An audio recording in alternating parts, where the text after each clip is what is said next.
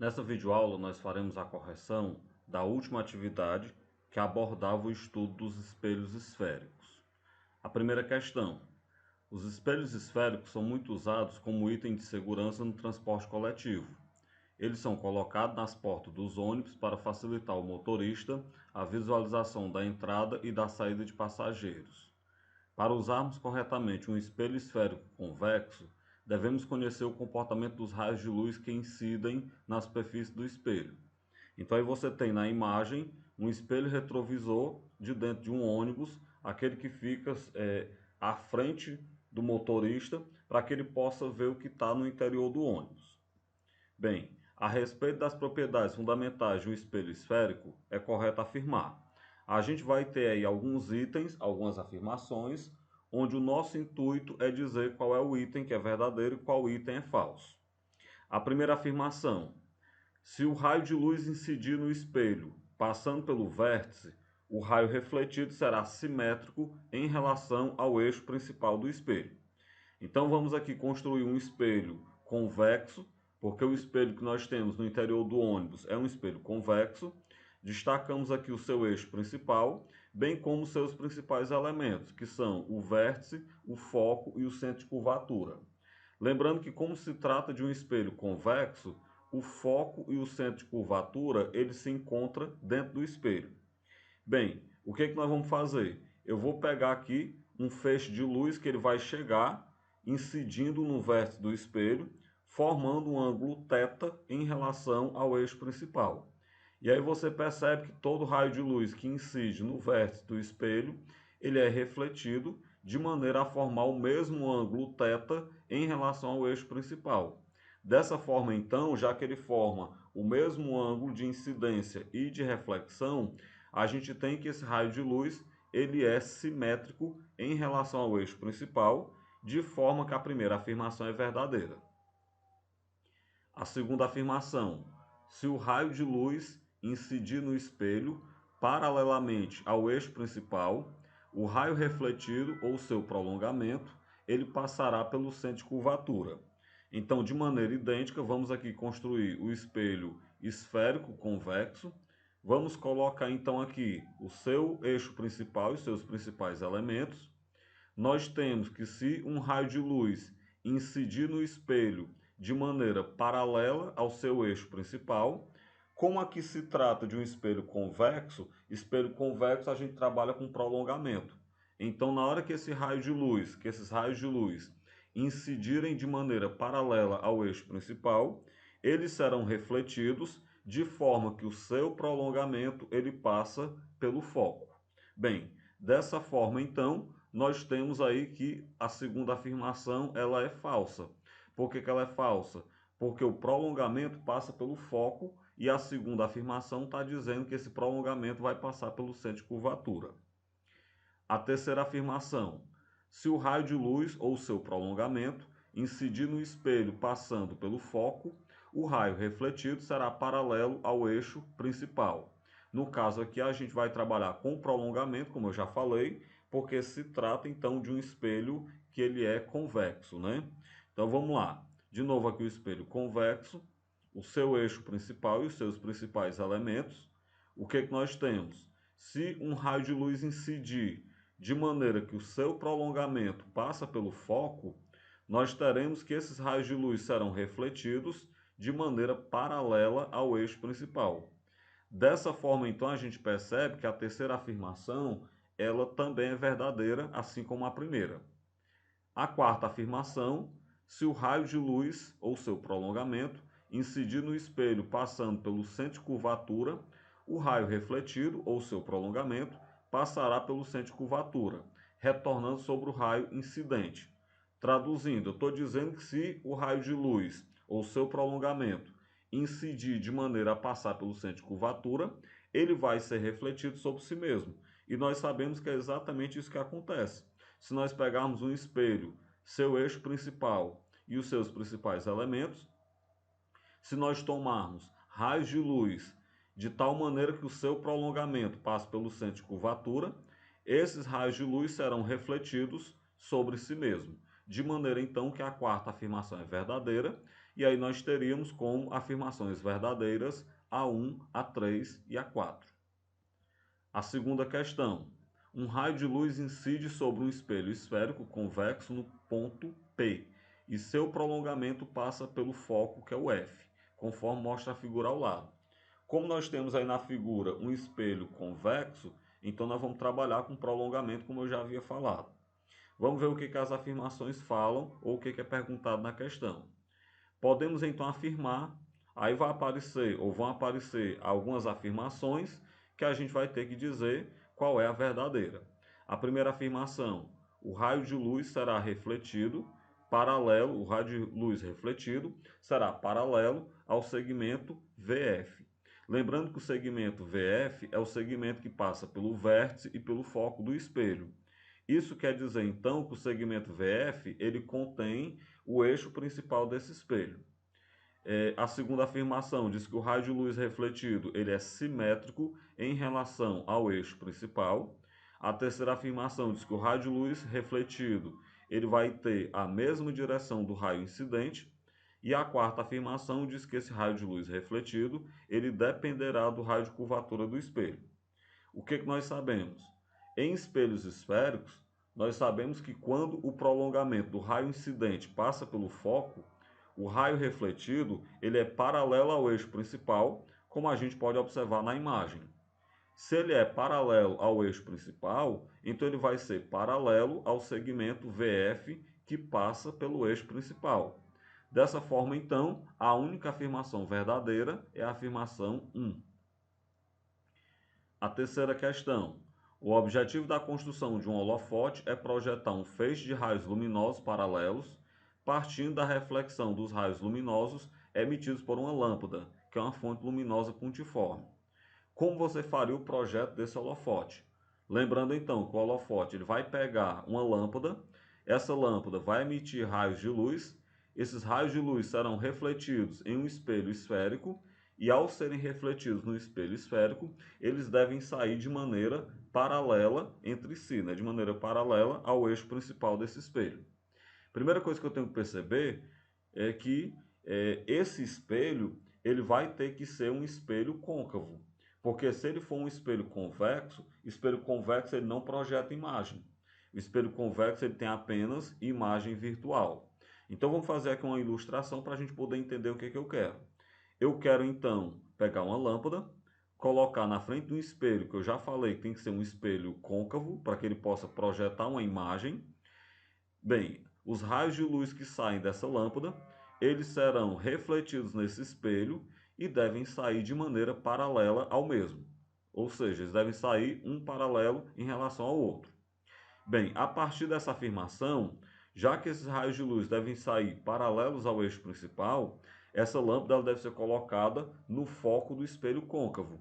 Por que ela deve ser colocada no foco do espelho côncavo? Porque nós sabemos que todo raio de luz que incide passando pelo foco, ele é refletido paralelo ao eixo principal. Então, desse modo, se eu colocar a lâmpada exatamente no foco do espelho côncavo, eu farei com que esses raios de luz saiam de maneira paralela. Então você coloca a lâmpada no foco de um espelho côncavo e aí você consegue construir seu holofote da forma como você queria. A quarta questão.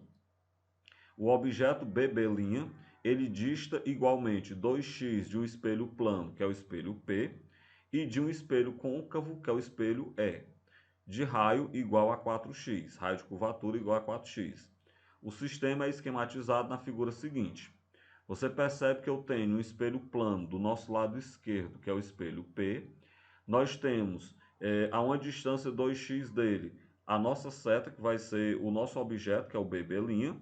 E a uma distância 2x do objeto, nós temos um espelho côncavo, que é o espelho E, que tem aí como vértice o ponto C.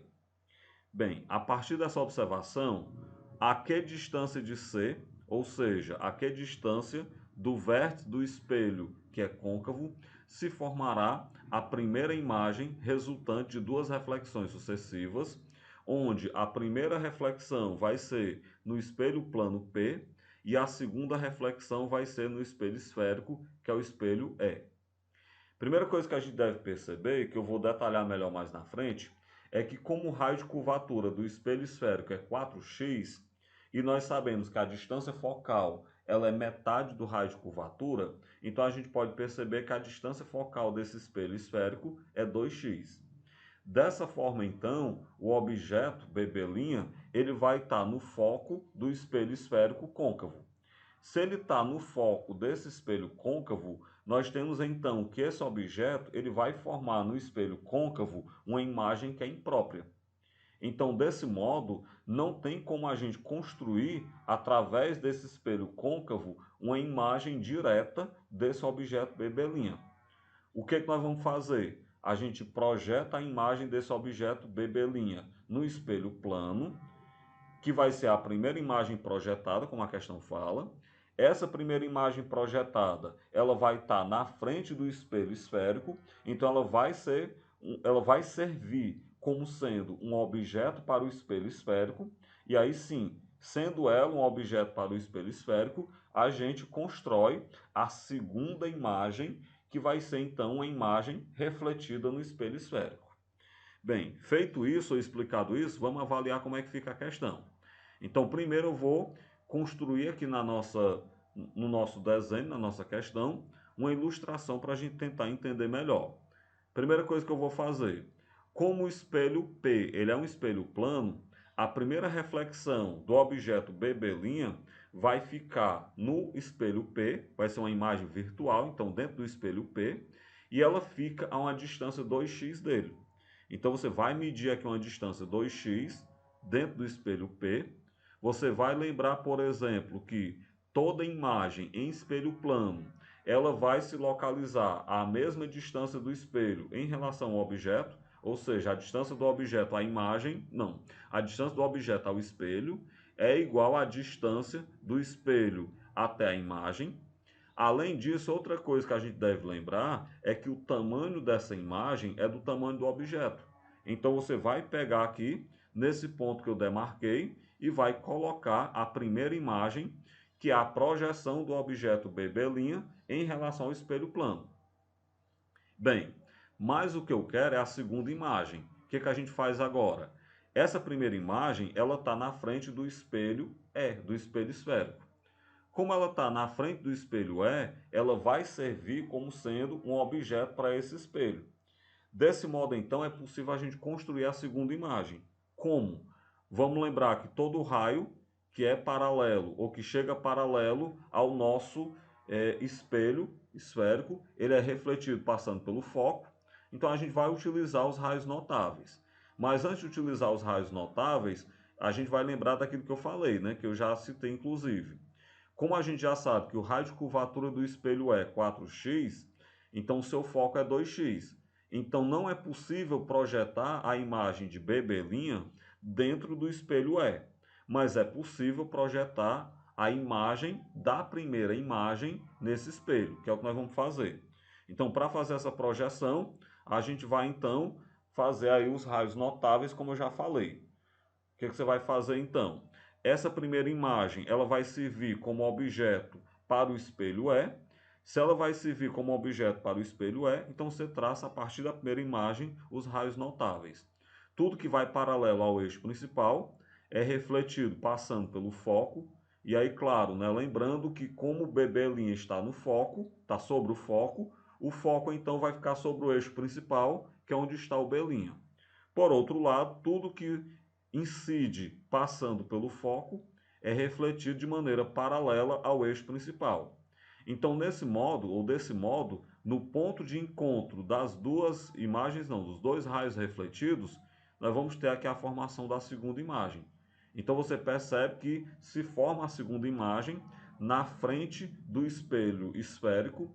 Essa segunda imagem, ela é uma imagem que é real, que ela está na frente do espelho esférico.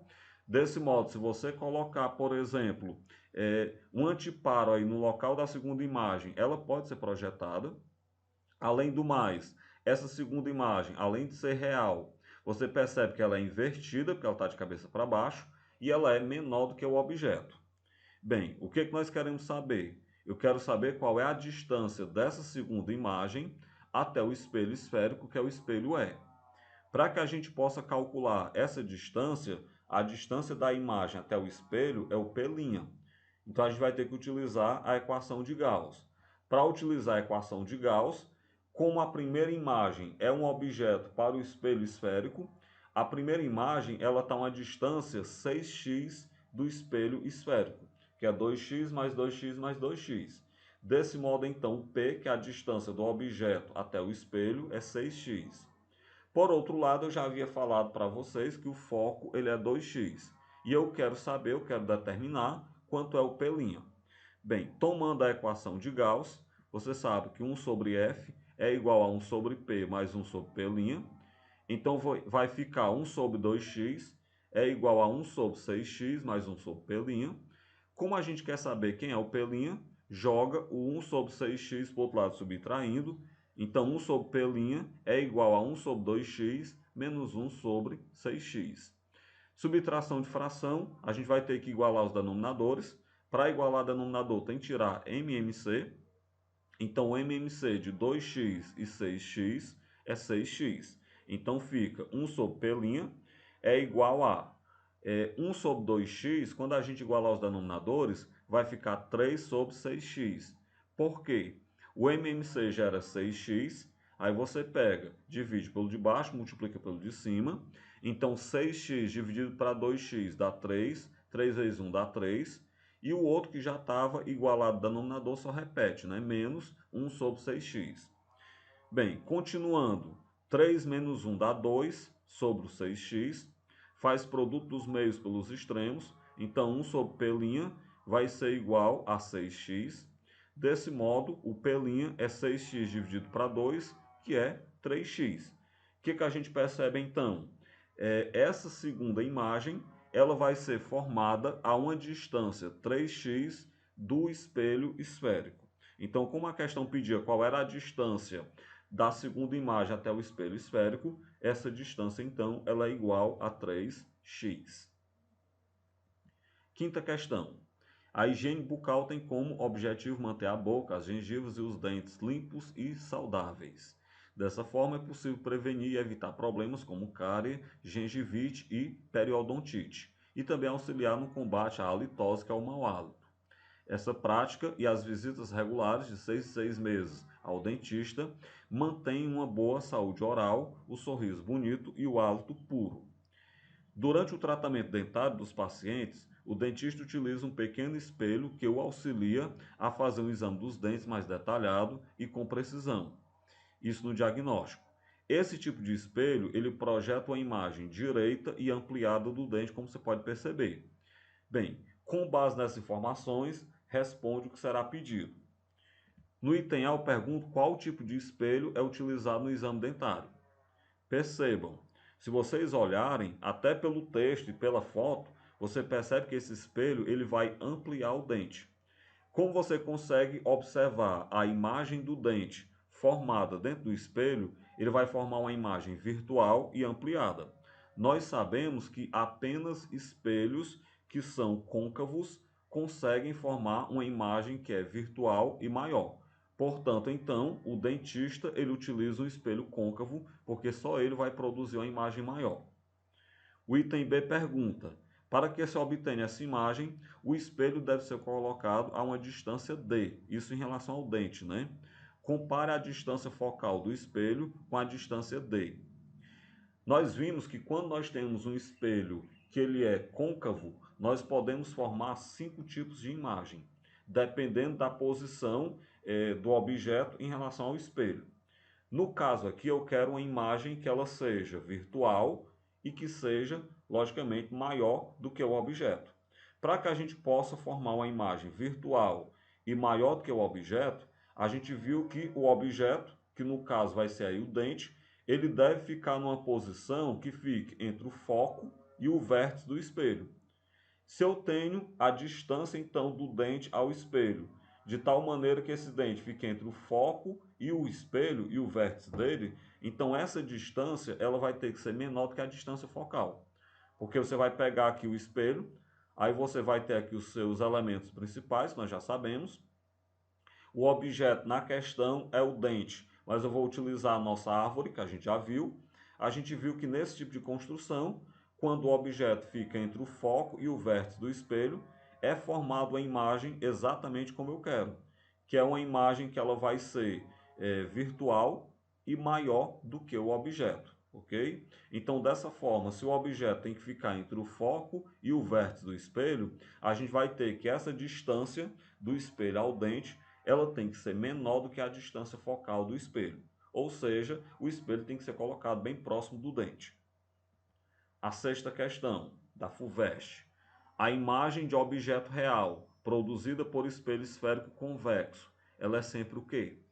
Então é para nós dizermos se ela vai ser sempre real ou virtual, maior, menor ou igual ao objeto. Bem, vamos fazer aqui uma ilustração para a gente poder entender. Você tem um espelho convexo, seu eixo principal, seus principais elementos, e aí você tem um objeto e você quer saber qual o tipo de imagem que é formado em relação a esse objeto ou desse objeto. Nós sabemos que os raios que incidem paralelo ao eixo principal, eles são refletidos de modo que o prolongamento passa pelo foco, e nós sabemos que os raios que incidem de maneira que o prolongamento passa pelo centro de curvatura, eles são refletidos sobre si mesmo. De maneira que no ponto de encontro desses prolongamentos, nós vamos ter a formação de uma imagem.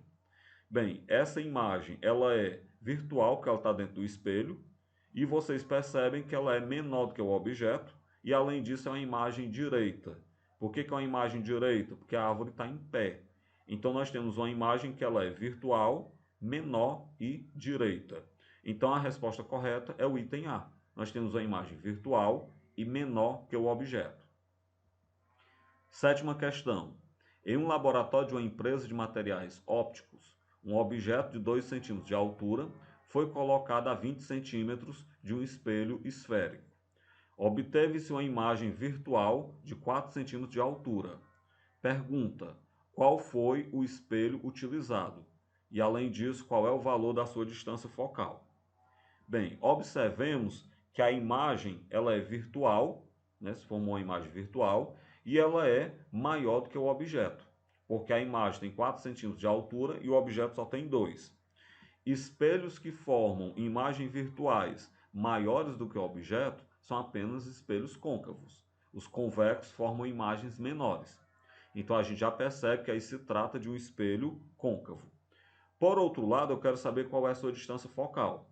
Para isso, então, do enunciado, nós sabemos que o tamanho do objeto é 2, a distância do objeto ao espelho, que é o P, é 20 centímetros, e o tamanho da imagem é 4 centímetros. Desse modo, então, nós sabemos que menos P' sobre P é I sobre O.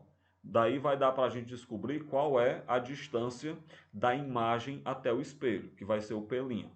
Bem, então fica menos o P' sobre o P, que é 20, é igual ao I, que é 4, sobre o O, que é 2. 4 dividido para 2 dá 2. Fazendo aí produto dos meios pelos extremos, nós temos que P' é menos 20 vezes 2, que é menos 40 centímetros.